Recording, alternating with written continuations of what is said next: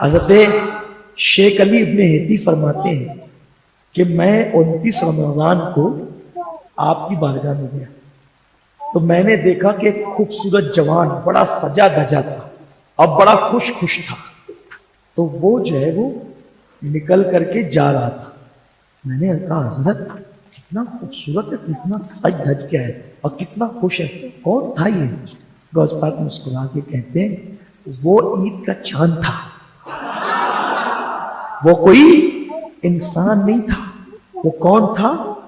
عید کا چاند تھا۔ اور مجھ سے اجازت لینے آیا تھا حضرت 29 کو نکلنا ہے کہ 30 کو نکلنا ہے؟ بھائی یہ میں ہم سے اس سے پہلے جب کہانی شریف والا ہمارا پروگرام ہوا ہے اس میں ایک بات ہم نے بار بار دہرائی ہے اور ہم چاہتے ہیں کہ لوگ اس کو سمجھیں کہ یہ جو قبر پرست طبقہ ہے نا، یہ اصل میں ان کا مشن کیا ہے؟ ان کا مشن ہے کہ اللہ کے بندوں کو اللہ تعالیٰ سے توڑ کر کے ان کے حساب سے اولیاء اللہ سے جوڑ دیا جائے، اللہ سے بندوں کو توڑا جائے، اللہ کا ناتا، اللہ کا تعلق بندوں سے توڑ دیا جائے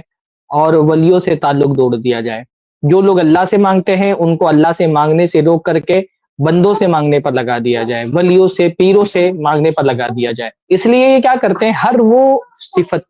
ہر وہ کمال، ہر وہ خوبی جو اللہ تعالیٰ کی خاصیت ہے نا، یہ کیا کرتے ہیں، وہ یہ بندوں تک کے اس کو پہنچانا شروع کر دیتے ہیں، بندوں کے لیے اس کو ثابت کرنا شروع کر دیتے ہیں، کیونکہ یہ چاہتے یہی ہیں کہ لوگ اللہ کو چھوڑ کر کے غوث اعظم کو پکاریں، شاہ عبد القادر جیلانی رحمہ اللہ سے مدد مانگے۔ تو یہ ایک کمال جو اللہ تعالیٰ کا ہے نا، جو قرآن مجید میں چن چن کر کے جو کمالات اللہ تعالیٰ کے لیے بیان کیے گئے ہیں،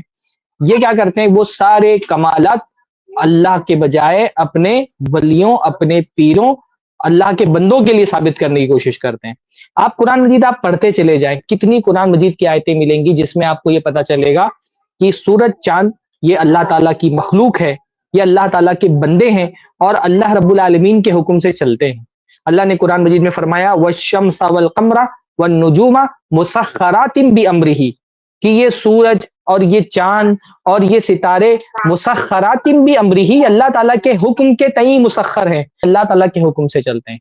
اللہ تعالیٰ نے فرمایا هُوَ الَّذِي جَعَلَ الشَّمْسَ ضِيَاءً وَالْقَمَرَ نُورًا، اللہ ہے جس نے سورج کو روشنی بنایا اور چاند کو نور بنایا۔ اللہ تعالیٰ نے فرمایا وَسَخَّرَ الشَّمْسَ وَالْقَمَرَ كُلٌّ يَجْرِي لِأَجَلٍ مُّسَمًّى، کہ اللہ رب العالمین نے سورج کو اور چاند کو مسخر کر دیا اور ان میں سے ہر کوئی ایک متعین وقت کے لیے چل رہا ہے۔ اللہ نے فرمایا سخر لکم الشمس والقمر، اللہ رب العالمین نے تمہارے لیے چاند اور سورج کو مسخر کر دیا ہے۔ اللہ تعالیٰ نے فرمایا سخر لکم اللیل والنہار والشمس والقمر، تمہارے لیے اللہ تعالیٰ نے مسخر کر دیا ہے، تمہارے تابع فرمان بردار دیا ہے۔ تو کتنی قرآن مجید کی ایسی آیت ہے، صرف آپ القمر لکھ کر کے قرآن میں سرچ کریں، آپ کو ہر جگہ یہ ملے گا کہ چاند کو اللہ تعالیٰ نے اپنی مخلوق ہی نہیں اپنا بندہ بتایا ہے، کہ چاند اللہ تعالیٰ کا بندہ ہے، اللہ کے حکم سے چلتا ہے۔ اللہ تعالیٰ نے فرمایا الم تر ان اللہ یسجد له من فی السماوات ومن فی الارض، تم نہیں دیکھتے کہ اللہ کو سجدہ کرتے ہیں وہ جو زمین آسمانوں میں ہے اور وہ جو زمین میں ہے، والشمس والقمر والنجوم والجبال والشجر والدواب، اور اللہ کو چاند بھی سجدہ کرتا ہے، سورج بھی سجدہ کرتا ہے، ستارے بھی سجدہ کرتے ہیں، پہاڑ بھی سجدہ کرتا ہے اور بہت سارے جانور اور بہت سارے انسان سجدہ کرتے ہیں۔ لیکن یہ کیا چاہتے ہیں، یہ چاہتے ہیں اللہ کی ہیبت دلوں سے نکال کر کے ولیوں کی، پیروں کی ہیبت بیٹھا دی جائے۔ بھائی شاہ عبد القادر جیلانی رحمہ اللہ کا جو اپنا علمی مقام ہے وہ اپنی جگہ پر ہے، جو عبادات میں ان کا مقام ہے وہ اپنی جگہ پر ہے، پر کسی کا علمی مقام بلند ہونا، عبادات میں کسی کا بلند ہو جانا، اس کا یہ مطلب نہیں ہوتا ہے کہ کائنات میں تصرف کا اختیار بھی اللہ تعالیٰ نے اس کو دے دیا ہے۔ اب سورج چاند ستارے بھی اس کے حکم سے چلنے لگے۔ ایک عام سی مخلوق کے سامنے، خاص طور پہ بریلوی ہوتے ہیں جاہل بیچارے، بڑی تعداد ان کے عوام کی جاہل، ان کو کچھ نہیں آتا جاتا ہے، ان کو حدیثوں کے نام تک کے نہیں پتہ ہیں، کوئی حدیث کی کتاب بھی نہیں جانتے ہیں یہ۔ تو ایسی جاہل عوام کے سامنے جب اس طرح کے واقعات بیان کیے جاتے ہیں تو ہوتا کیا ہے کہ اللہ کے بجائے ولیوں کی ہیبت ان کے دلوں میں بیٹھتی ہے۔ دیکھیے اہل حدیث جب بیان کرتا ہے نا، اللہ کی عظمت کا بیان کرتا ہے، اللہ کی تعریف کرتا ہے، کیوں؟ تاکہ لوگوں کے دلوں میں اللہ تعالیٰ کی عظمت بیٹھے اور لوگ اپنی مشکلوں میں اللہ کو پکاریں، اللہ سے فریادیں کریں، اللہ سے دعائیں مانگیں، اللہ کے سامنے جھولی پھیلائیں۔ اور یہ بریلوی یہ کبھی اپنی تقریروں میں اللہ تعالیٰ کی تعریف کرتے آپ کو نہیں دکھیں گے، اللہ کے کمالات بیان نہیں کریں گے۔ ہاں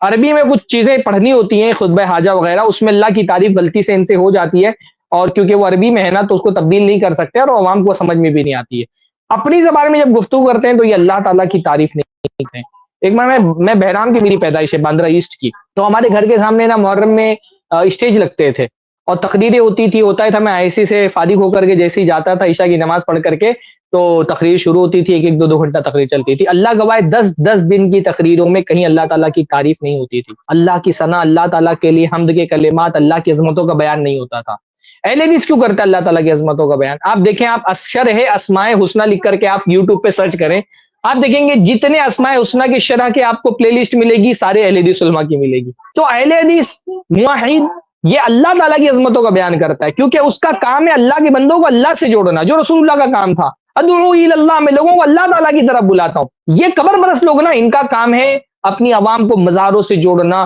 قبروں سے جوڑنا، بزرگوں سے جوڑنا، اور ان کو ولیوں سے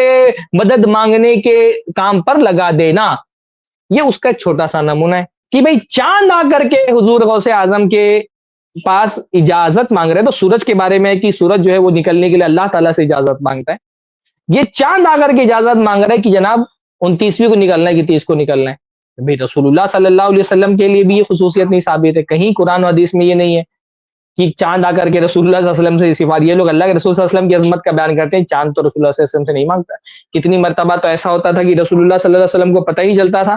اور اللہ کے نبی صحابہ کو لگاتے چاند دیکھنے کے لیے، اور کوئی صحابی نہیں دیکھ پایا۔ ایک صحابی ابن عباس آئے، انہوں نے کہا میں نے دیکھا ہے۔ ان کی گواہی کی بنیاد پر رسول اللہ صلی اللہ علیہ وسلم نے لوگوں سے افطار کرایا۔ بلکہ مجھے اچھے سے نص یاد نہیں آ رہی ہے، لیکن ایک مرتبہ صورتحال یہ ہو گئی کہ اللہ کے نبی صلی اللہ علیہ وسلم نے لوگوں سے چاند نہیں دکھا تو رسول اللہ نے کہا کہ روزہ نہیں رکھنا ہے۔ پھر کہیں دور سے رسول اللہ کے پاس گواہی آئی، اور جب گواہی آئی تو رسول اللہ صلی اللہ علیہ وسلم نے ان سے روزہ رکھوایا۔ رسول اللہ صلی اللہ علیہ وسلم کو یہ پتہ نہیں ہوتا تھا کہ چاند 29ویں کا ہے کہ 30 کا ہے۔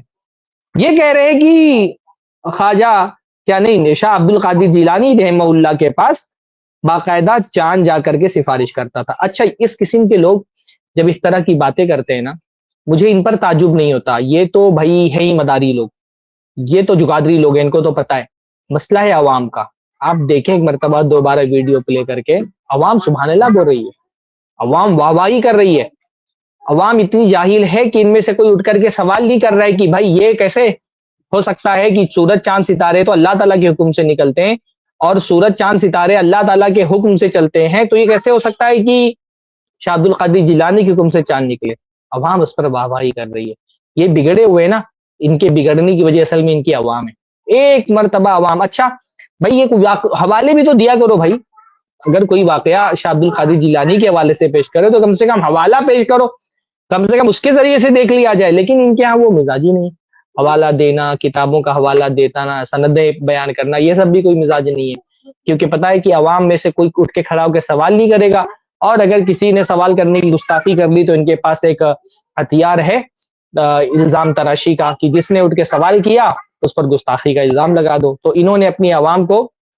بے وقوف بنایا ہوا ہے، عوام بے وقوف ہے، ایسی مجلسوں میں جا کر کے بیٹھتی ہے، گھنٹے گھنٹے پر بیٹھی رہتی ہے، نہ قرآن کی کوئی آیت کا ترجمہ پیش کیا جاتا ہے، نہ اللہ کے نبی کی حدیث سنائی جاتی ہے، ایسے قصے کہانیاں سنا کر کے بزرگوں کی عظمتیں دل میں ڈالی جاتی ہے، عوام واہ واہی کرتی ہے، پیسے برساتی ہے، اور ایسے ہی ان کا یہ مسلک چل رہا ہے۔ یہی کل ان کے مسلک کا کل سرمایہ یہی ہے بس۔